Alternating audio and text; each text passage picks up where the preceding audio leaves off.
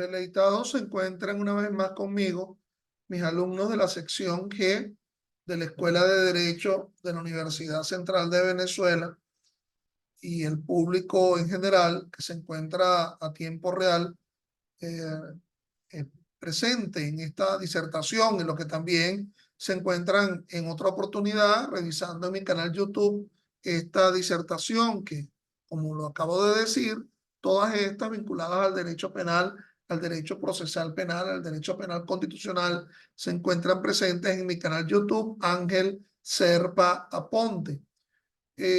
Hoy nos convoca el análisis, el repaso del encubrimiento como delito contra la administración de justicia y otros delitos, no necesariamente contra la administración de justicia, pero que es importante que lo atendamos junto de este criterio como de delitos salteados que yo lo he venido manejando, es decir, ya no quedándome exclusivamente en la de protección del mismo bien jurídico, sino frente a la de protección de otro tipo de bienes jurídicos salteados entre sí, distantes, disímiles entre ellos. Decía yo que todas estas, al igual que las sesiones anteriores, las pueden encontrar en mi canal YouTube Ángel Serpa Aponte. Bueno, antes que abordar el tema del encubrimiento como un delito autónomo, no como una circunstancia de participación, yo creo que hay que volver un tanto al derecho penal en su parte general, dentro de esa P, ¿verdad?, que conlleva a los llamados perpetradores y a los llamados partícipes.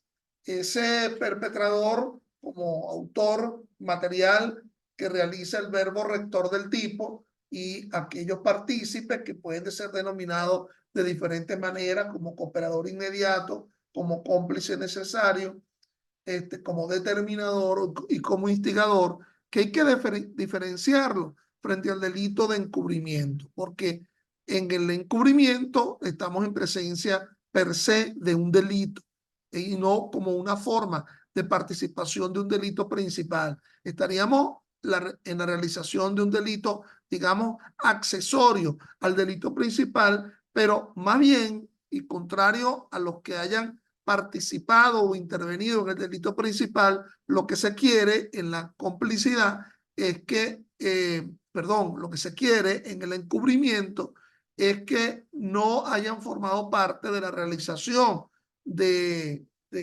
verbo rector del tipo, ni siquiera en la hechura, de forma distante del hecho del cual se deriva con posteriormente el encubrimiento de ese hecho. Entonces, recuerden ustedes que el artículo 83 del Código Penal, formando parte dentro de ese capítulo que nos habla del concurso de personas en el delito o de la concurrencia de varias personas en un mismo hecho punible, nos dice el artículo 83, cuando varias personas concurren a la ejecución de un hecho punible, cada uno de los perpetradores y de los cooperadores inmediatos queda sujeto a la pena correspondiente al hecho perpetrado. En la misma pena incurre el que ha determinado a otro a cometer el hecho. Como lo estamos viendo, aquí hay actuaciones anteriores o concomitantes en la misma realización del hecho, anteriores o contemporáneas a la propia realización del hecho, a pesar de que puede darse la figura del cómplice posterior. Fíjense que el artículo 84, y aquí hubo un error, aquí cuando en primer lugar, ya saben ustedes que el Código Penal no conlleva la denominación del objeto a regular, no tiene como técnica legislativa ponerle títulos a los artículos. Si le ponemos estos títulos, son títulos que provienen de la doctrina. Aquí hay un error cuando en la lámina coloqué pues la palabra instigador para definir al objeto a regular en el artículo 84. que más bien lo que está hablando es de un tema de complicidad. Incurre en la pena correspondiente al respectivo hecho punible, rebajada por mitad, los que en él hayan participado de cualquiera de los siguientes modos. Uno, excitando o reforzando la resolución de perpetrarlo o prometiendo asistencia y ayuda para después de cometido. Nótese que cuando se habla de prometiendo asistencia o ayuda para después de cometido es porque hay una comunicabilidad de circunstancias, es decir, hay una comunicabilidad de intereses. Existe el conocimiento del que está prometiendo asistencia y ayuda para después de cometido de la realización de ese hecho anterior a los efectos de prometerle esa asistencia o esa ayuda para con posterioridad. Aquí estaríamos hablando de un cómplice para una ayuda posterior. En el numeral 2 del artículo 84 se habla de ese cómplice que da instrucciones o suministra un medio para realizarlo. De igual forma, hay que distinguir entre la participación accesoria, secundaria, casi residual del cómplice con quien realiza el verbo rector del tipo, con quien perpetra el hecho punible. Todavía estamos hablando de las hipótesis de los cómplices no necesarios. Y el numeral tercero nos habla del artículo 84 cuando se da la facilitación de la perpetración del hecho o prestando asistencia o auxilio para que se realice antes de su ejecución o durante de ella, que se ve mucho más claro que no es una participación posterior. Y recuerden que en los tres casos, cuando esa perpetración, esa participación que ayuda a la perpetración no es de tal dimensión que pudiera lograrse que de igual forma el realizador, el autor material, realice el hecho, aun cuando mentalmente nos imaginemos que la ayuda que ha realizado el partícipe lo vamos a descartar, la vamos a quitar. De igual forma, se pudiera realizar la perpetración del hecho. Entonces, pero efectivamente hubo ayuda en ese momento, es por eso que se habla de cómplices no necesarios, que se le impone la pena de por mitad a la del autor. Pero luego la parte infine del numeral tercero del artículo 84 nos indica la disminución de pena prevista en este artículo no tiene lugar respecto del que se encontrare en alguno de los casos especificados, es decir, especificado en el numeral 1, 2 y 3, cuando sin su concurso no se hubiese realizado el hecho. De igual forma, haremos esa ideación en la cual nos imaginémonos que si no hubiese participado ese cómplice, el delito se hubiese realizado o no. Y la respuesta es que sin la participación no se hubiese realizado el delito, entonces son cómplices necesarios. Entonces hay que distinguir esta figura del cómplice con la figura del encubridor. El encubridor es evidentemente un delito principal descrito en el artículo 254 del Código Penal. Conlleva una pena, serán castigados de 1 a 5 años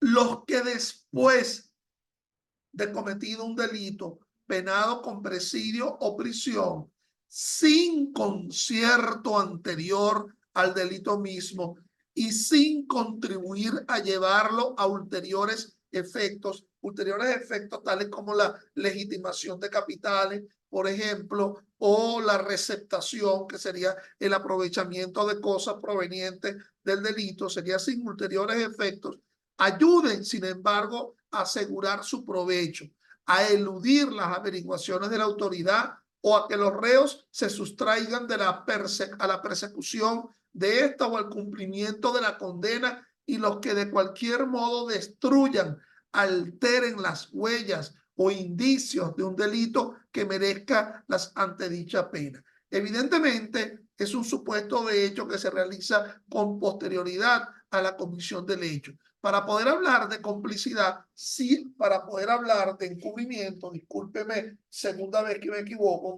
para poder hablar de encubrimiento, siempre habrá que mencionarse cuál es ese delito principal anterior que se realizó y que ahora se está encubriendo perfectamente sin que hubiese una comunicabilidad de las circunstancias anteriores. Es decir, que se nota que la diferencia entre los cómplices, tanto necesarios como no necesarios, se hacen ostensibles con respecto al encubrimiento. De haber alguna circunstancia que vincula, que sea coetánea con respecto que sea coetánea con respecto a la realización del delito principal. Aquí tenemos en la lámina a alguien que está callando la realización de un delito. Fíjate, esa persona no participó en el delito, pero lo está callando con posterioridad. De alguna forma está encubriendo, está afectando a la administración de justicia. Y de igual forma uno pudiera decir que no solamente está afectando a la administración de justicia, sino que está afectando a la víctima del delito principal, sin cuya divulgación se elude la actuación de la justicia en la sanción, en la punición del delito principal. Entonces, eso es lo que configura el delito de encubrimiento. Fíjense que hay rebajas que no exoneran la responsabilidad penal. La misma rebaja que habíamos hablado en la clase presencial con respecto al delito de falso testimonio, ¿verdad? Hay rebajas, artículo 255, cuando la pena que debiera imponerse según el artículo anterior, es decir, el artículo del encubrimiento, excediere de la mitad de la correspondiente al delito mismo cometido por la persona a quien el encubridor trata de favorecer, se rebajará aquella a dicha mitad. Porque sería realmente ilógico que por el delito de encubrimiento se vaya a colocarle a alguien una pena que sea superior a la misma pena o que sea igual a la misma pena del delito a la cual se está encubriendo. Entonces, cuando la pena que debiera imponerse, según el artículo anterior, excediere de la mitad de la correspondiente al delito mismo cometido por la persona a quien el encubridor trata de favorecer, se rebajará aquella a dicha mitad. Entonces, es decir, mal pudiera ser que el delito principal tenga una pena que sea, por ejemplo, de 4 años, o de 3 años, o de 2 años, o inclusive inferior al año. Y la pena por el delito de encubrimiento conlleva una pena de 1 a 5 años.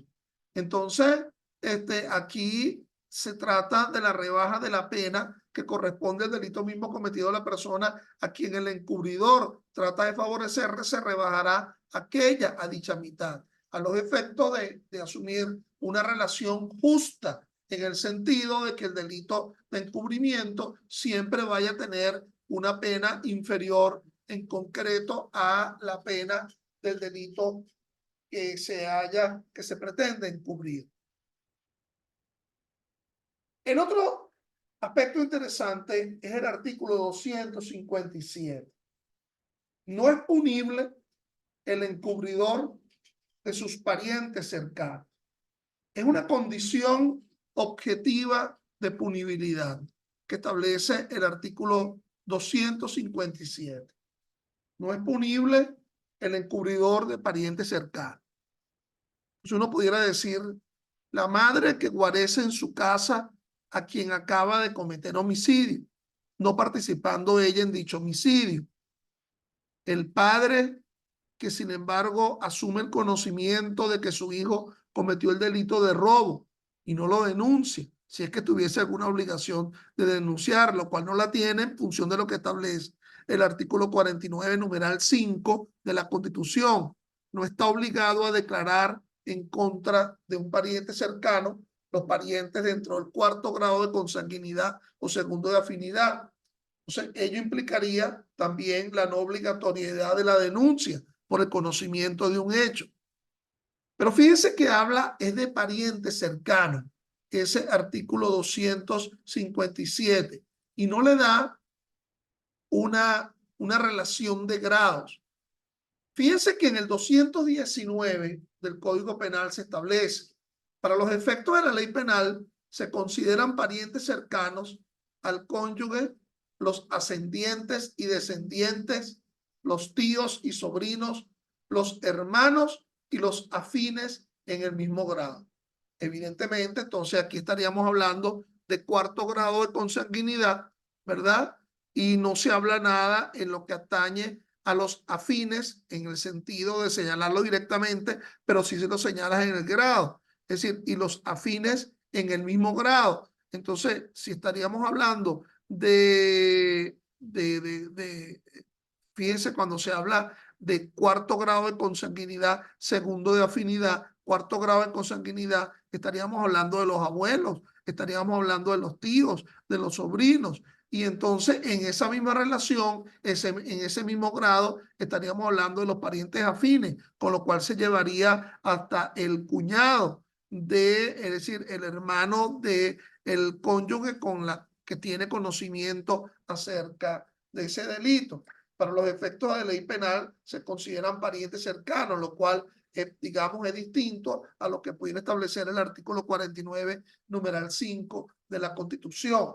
Entonces, el artículo 219 del Código Penal limita, de alguna forma, circunscribe el concepto del encubridor de los parientes cercanos. Nótese que es una condición objetiva de punibilidad. Definitivamente no tendría responsabilidad penal esa parentela, entre los cuales está el cónyuge también, cuando encubre a algún pariente cercano, del cual con posterioridad, porque se ha enterado de la comisión del delito. Aquí el dolo de que asume el encubridor es el conocimiento posterior. Hay una circunstancia, hay un modo de tiempo, el conocimiento posterior de la realización, el conocimiento posterior de la realización del hecho y que sin embargo lo mantiene en silencio, como dice la lámina, sin haberlo divulgado.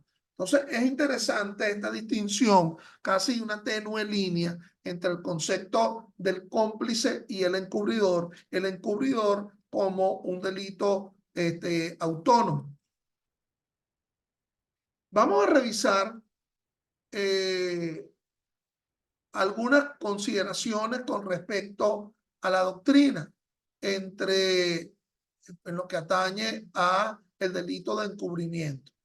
Dice que la doctrina, que bueno, que aquí se estaría ubicando el favorecimiento y la receptación, prestar ayuda a los delincuentes para eludir la acción de la justicia, en tanto que la receptación consiste en beneficiarse el encubridor por sí mismo de los referidos efectos. En la receptación es lo que se denomina el aprovechamiento de cosas provenientes del delito, que en realidad en clase nos abordamos frente a los delitos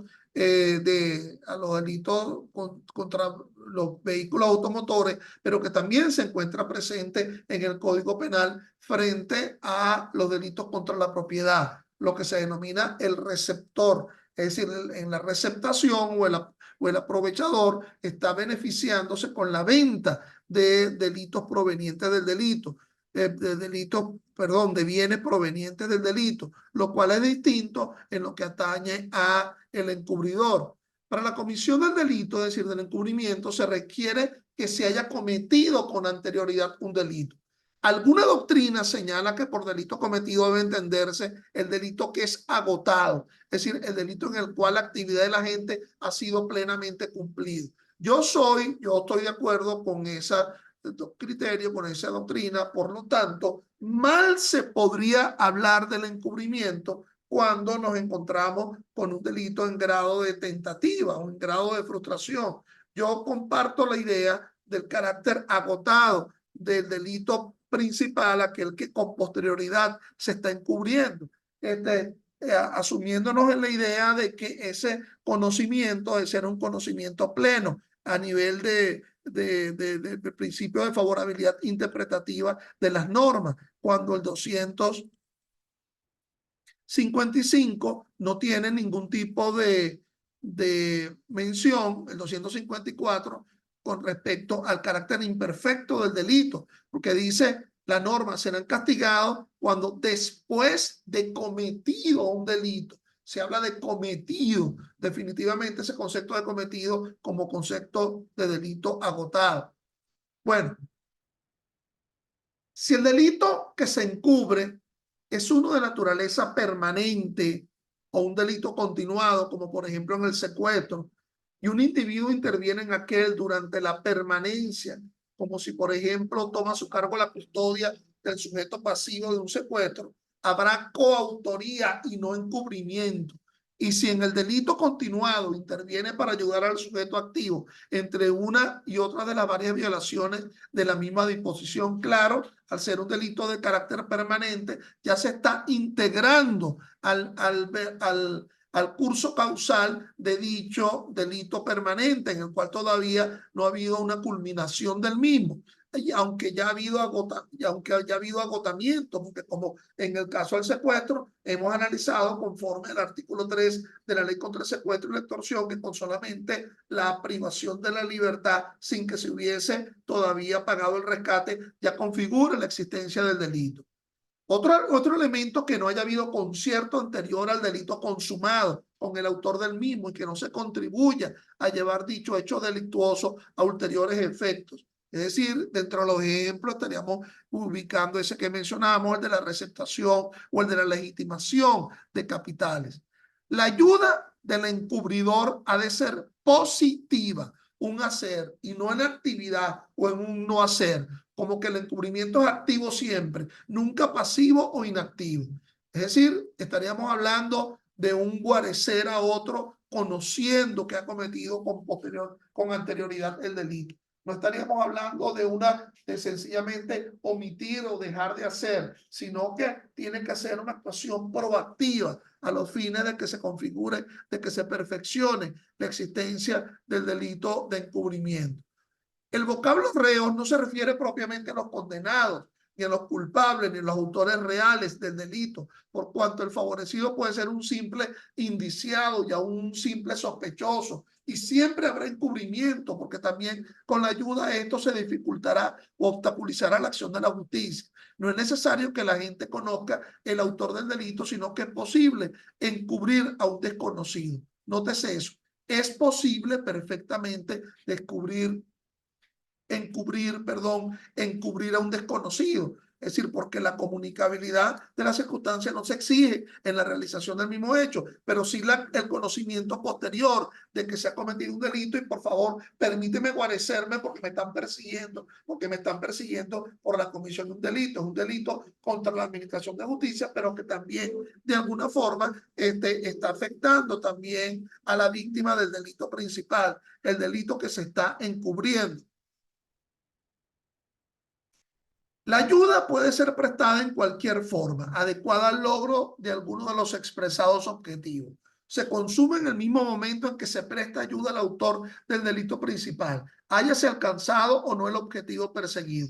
Por lo tanto, es admisible la tentativa, en el sentido de que estoy realizando, es admisible la tentativa en cuanto al encubrimiento. Estoy realizando todo lo que yo considero adecuado, pero al final no logro el objetivo. Al final no logro el objetivo porque aunque le presto la casa para que se guarezca en ella, en el momento que le estoy prestando la casa, en ese momento viene la autoridad que está persiguiendo al que pretendía encubrirse. Entonces, pero ya hay un acuerdo, una comunicabilidad de circunstancia en el sentido de manifestarle mi actividad de resguardo posterior. Es imputable a título de dolo genérico la consciente voluntad de ayudar a alguien contra el que actúa la justicia a lograr alguno de los objetivos indicados. Es suficiente que se sepa y hasta que presuma que la acción de la justicia se dirige contra él. No es punible el encubridor de sus parientes cercanos, ya lo hemos dicho. No es exigible de otra conducta que el legislador ha establecido expresamente como una condición objetiva de punibilidad. en el caso de que el pariente cercano sea el que lo está encubriendo. Vamos a ver algunas, en el tiempo que nos queda, vamos a ver algunas de la doctrina del Ministerio Público a través de su dirección de doctrina con respecto a esa diferenciación entre encubridor y el cooperador inmediato. Vamos a ver una de fecha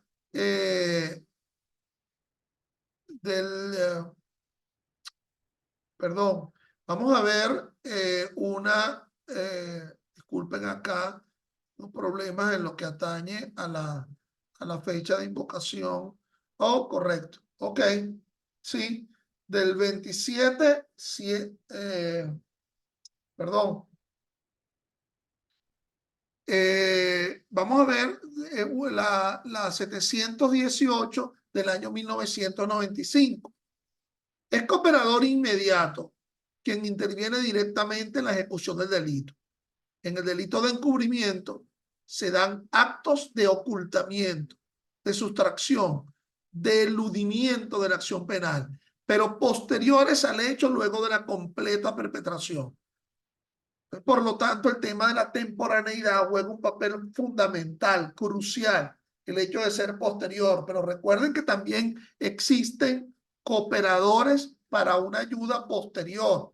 En el caso de esos cooperadores para ayuda posterior es cuando existe ese acuerdo de intereses antes de la realización del delito principal, del delito que se pretende encubrir. Otra doctrina, la 1025 del año 1995 de la Dirección de Doctrina del Ministerio Público, al formular cargo por el delito de encubrimiento, antiguamente con el Código de Enjuiciamiento Criminal se hablaba de formular cargo, hoy se habla de presentación de la acusación. Al formular cargo por el delito de encubrimiento, se debe hacer mención al delito principal, ya que esta acción depende del despliegue de una acción primogénita. Es decir, se debió formular cargo por los delitos de hurto calificado y encubrimiento en el delito de hurto calificado. Siempre es necesario, cuando se vaya a acusar por el delito de encubrimiento, hacer mención al delito principal. Y otra doctrina, la 226 de 1997, constituye estafa agravada el hurto de un cheque y su falsificación, ya que la sustracción del cheque es el medio de comisión para cometer el delito de estafa. Es cómplice y no encubridor el procesado que se presta para hacer efectivos los cheques hurtados y falsificados. Nótese que en este caso es cómplice porque está realizando actuaciones que conllevan a el bien jurídico que se ha desprotegido con el delito principal. Bueno, luego vamos a seguir hablando del falso testimonio, pero habida cuenta que ustedes se van a integrar a la segunda sesión de hoy con la misma coordenada, yo voy aquí a detener la grabación, ¿verdad?